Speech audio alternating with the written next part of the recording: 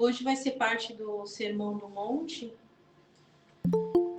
E Jesus, vendo a multidão, subiu ao monte e assentou-se. Aproximaram-se dele os seus discípulos, e abrindo sua boca, os ensinava, dizendo: Bem-aventurados os pobres de espírito, porque deles é o reino dos céus. Bem-aventurados os que choram, porque eles serão consolados. Bem-aventurados os mansos, porque eles herdarão a terra. Bem-aventurados os que têm fome e sede de justiça, porque eles serão fartos. Bem-aventurados os misericordiosos, porque eles alcançarão misericórdia. Bem-aventurados os limpos de coração, porque eles verão a Deus. Bem-aventurados os pacificadores, porque eles serão chamados filhos de Deus. Bem-aventurados os que sofrem perseguição por causa da justiça, porque deles é o reino dos céus. Bem-aventurados sois vós, quando vos injuriarem e perseguirem e mentindo disserem todo mal contra vós por minha causa. Mateus 5. As bem-aventuranças, né? Que, a princípio, se a gente não tentar se aprofundar no entendimento desses ensinamentos de Jesus, a gente fica em choque, porque ele diz: bem-aventurados os aflitos, os que choram, os que sofrem, né? Esses são os bem-aventurados. Então, é como se ele estivesse fazendo uma apologia do sofrimento.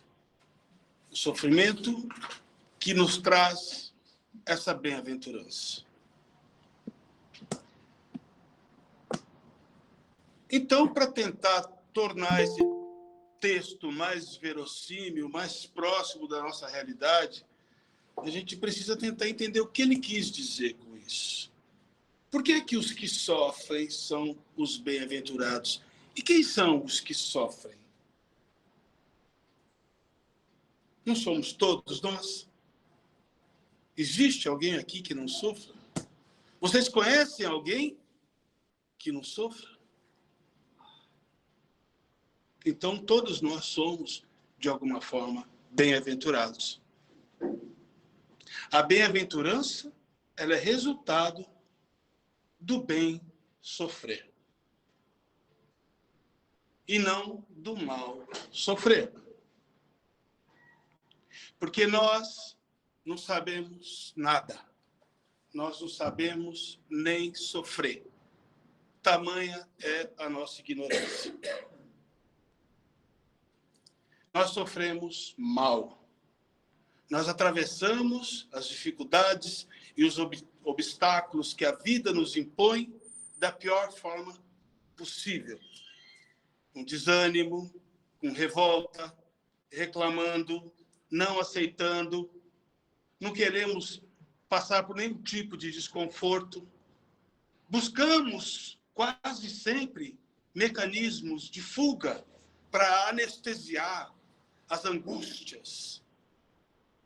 Então, que mecanismos de fuga são esses que nós lançamos mão? Se não o uso de bebida, de drogas, de entretenimento, de sexo, de algo que possa entorpecê-lo de alguma forma para neutralizar essas angústias. Porque a gente não sabe lidar com elas. A gente não sabe lidar com o sofrimento. A gente não sabe, como Jung ensinava, por exemplo, que o sofrimento ele precisa ser suportado. E apenas suportando você vai poder vencê-lo. A gente se revolta, a gente não aceita, a gente briga, a gente desanima, muitos, numa atitude extremamente covarde, tomam as piores decisões para não ter que sofrer. Não é isso? Sem entender o tamanho da sandice que ele está cometendo. Gente, Buda, muito antes de Jesus, 300, 400 anos antes, não se sabe a data certa, existem apenas estimativas. Ele já dizia, o primeiro discurso dele, quando ele alcançou a iluminação, foi das 4 nobres verdades. E que 4 nobres verdades é essa que ele descobriu depois que ele se iluminou? Ele descobriu que o sofrimento é uma realidade. Essa é a primeira nobre verdade. A segunda nobre verdade é que o sofrimento tem uma causa.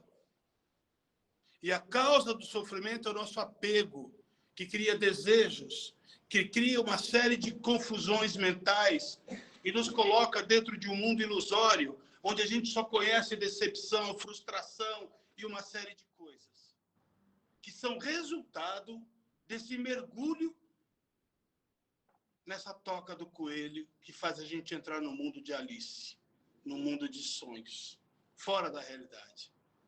Então ele fala que a segunda nobre verdade é que o sofrimento tem uma causa. E a terceira nobre verdade é que podemos dar fim ao sofrimento. Olha que coisa boa, que consolo, que alento. Nós podemos vencer o sofrimento. O sofrimento é provocado pelo nosso apego ao mundo. Jesus dizia em João 1,17: tendes bom ânimo. No mundo tereis aflições, mas tendes bom ânimo, pois eu venci o mundo. O mundo é algo que precisa ser vencido, superado, enfrentado com altivez, com coragem, de cabeça erguida, com aceitação. E isso é extremamente poderoso. Isso é o bem sofrer. Porque o sofrimento é uma realidade. Nós vamos sofrer. Quer desconfortos, teremos sempre no nosso caminho. Dificuldades também. O que está em jogo não é o que vai acontecer com a gente. O que está em jogo é de que forma a gente vai enfrentar isso. Porque à medida que você aprende a enfrentar isso da forma correta, isso deixa de te afetar. E aí você vence o sofrimento. Aí você entra num outro estágio. O estágio em que você é capaz de passar pelas experiências, pelas proposições da vida, do universo, de Deus, para o teu projeto de crescimento, através da aceitação. Com gratidão. Com consciência. Então, Buda, por fim, ele disse nas suas 4 nobres verdades que existe um caminho para nós nos livrarmos do sofrimento. E aí ele falou do caminho óctuplo, o caminho do meio. O caminho, nós temos que trabalhar a nossa visão correta. Enxergar as coisas não de uma forma problemática, mas enxergar as coisas de uma forma santa, sem condenar, sem julgar, sem problematizar. Isso é a visão correta. Jesus dizia que os olhos, eles são o espelho da alma. Se seu olho for bom, você será uma pessoa iluminada. Se ele for ruim, você viverá em trevas. Então, é a maneira como a gente olha para as coisas que nos acontecem. Depois ele falou do pensamento correto, que nós temos que ter gestão sobre os nossos pensamentos, porque os pensamentos ruins surgem a todo momento. E qual é a nossa decisão? Qual a nossa postura diante disso? Será que nós estamos sendo vigilantes, como Jesus nos ensinou? Vigilância é isso. É vigiar principalmente os seus pensamentos. Ele falou da fala correta. A fala correta é uma fala voltada para o engrandecimento do outro e de si mesmo. Uma fala com caridade, com amor, com respeito. Uma fala onde você escolhe o que você vai dizer, mede aquilo para entender se aquilo é construtivo, se vale a pena ser dito. Jesus dizia que seja o seu dizer sim, sim, não, não. Passou disso, é de procedência maligna. Jesus foi muito mais radical que Buda até, né?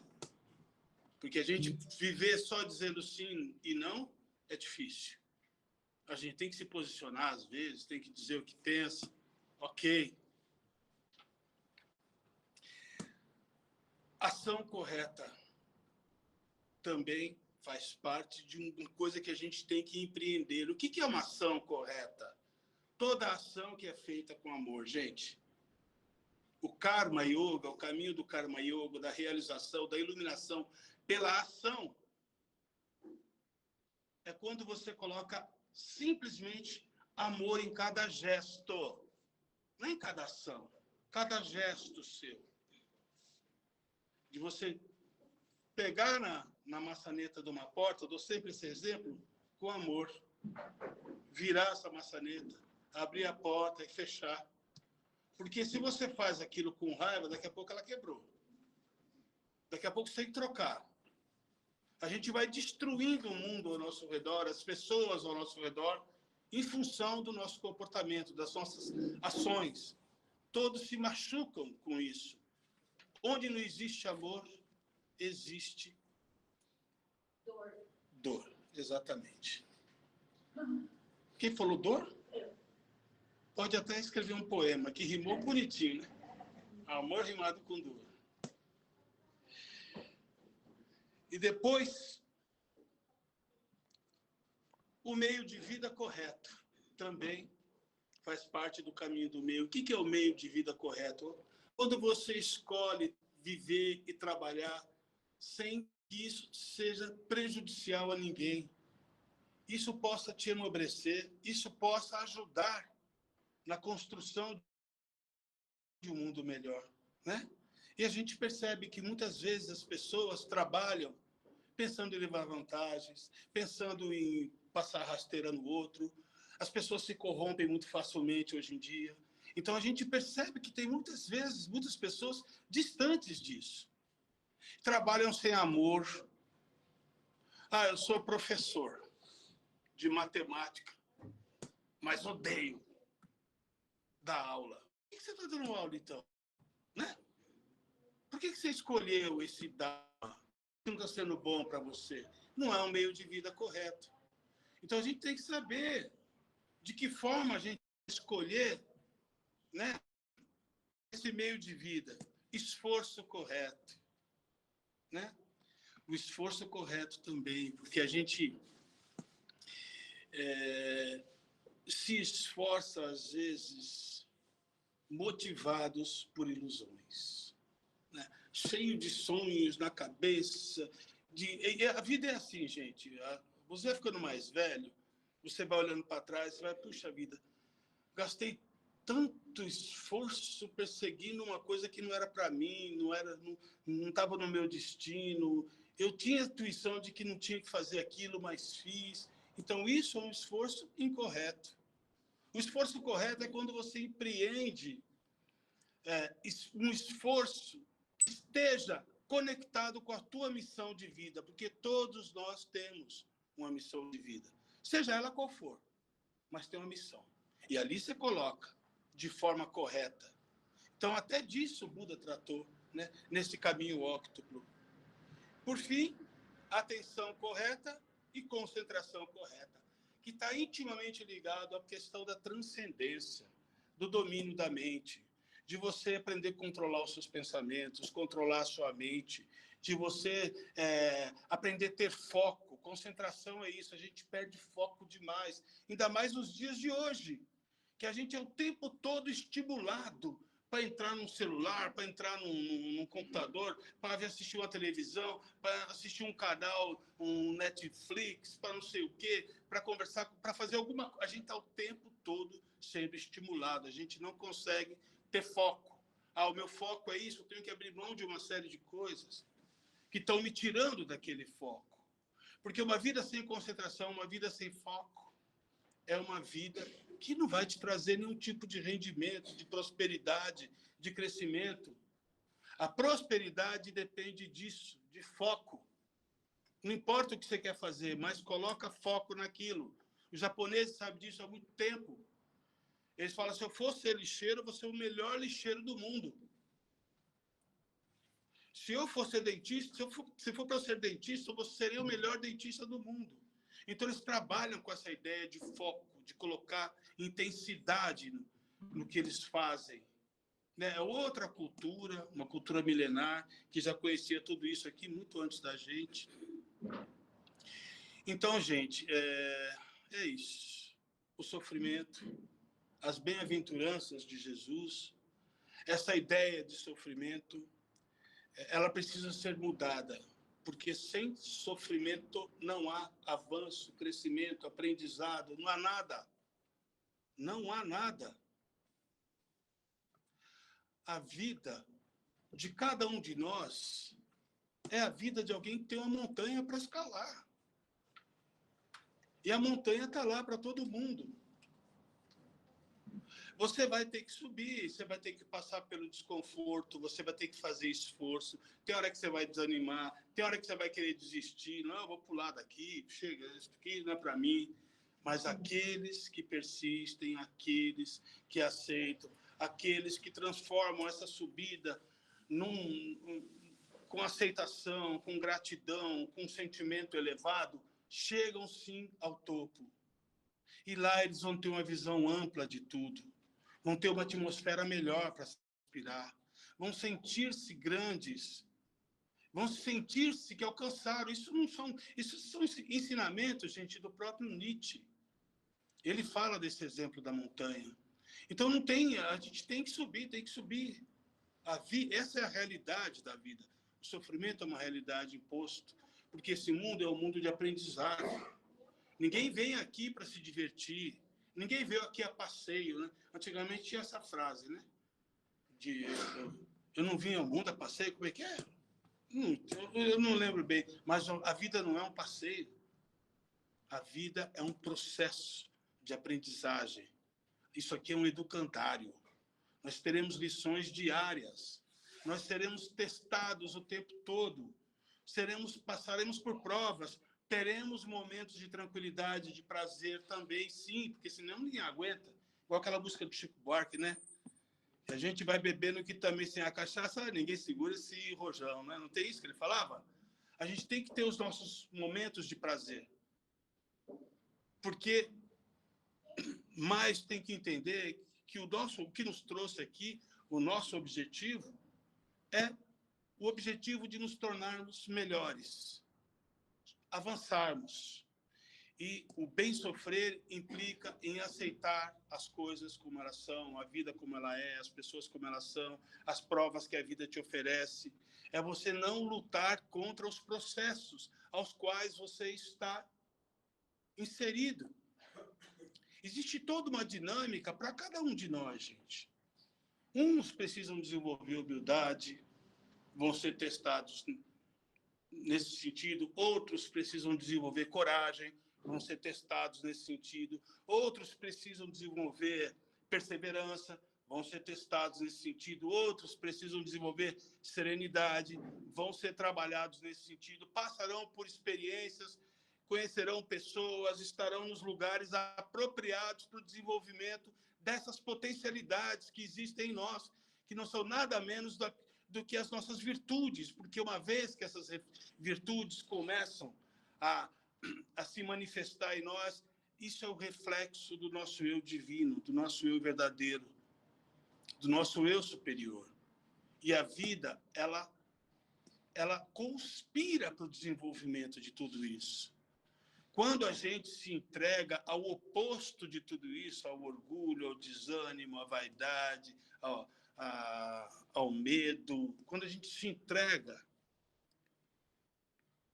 a gente está transgredindo uma ordem natural. Porque existe uma ordem natural, um princípio de evolução, onde toda criatura humana ela está, né, sob esse princípio. Então, quando você escolhe não evoluir, quando você escolhe desanimar, e você só piora a sua situação, você só aprofunda o seu sofrimento. O sofrimento se resolve muito mais rápido através da ação. Ação voltada para o bem. Uma ação de aceitação. Isso é muito sábio. Enquanto existir dentro da gente essa predisposição de reagir, de se revoltar, de desanimar-se, a gente vai continuar apenas prolongando esse sofrimento. Então, em vez de a gente graduar de um ano para o outro, a gente vai continuar repetindo.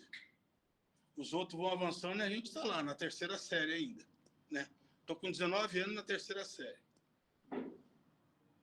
A escolha é tua. As graduações implicam em aceitar as lições que a vida está tentando te mostrar, te trazer. Você aceitar a forma como você está sendo preparado para intendências maiores. Lembre-se sempre da parábola dos talentos. Nós estamos sendo preparados para intendências maiores, uma vez que a gente usa o nosso talento e multiplica ele. Agora, se a gente pega e enterra... É isso aí, gente.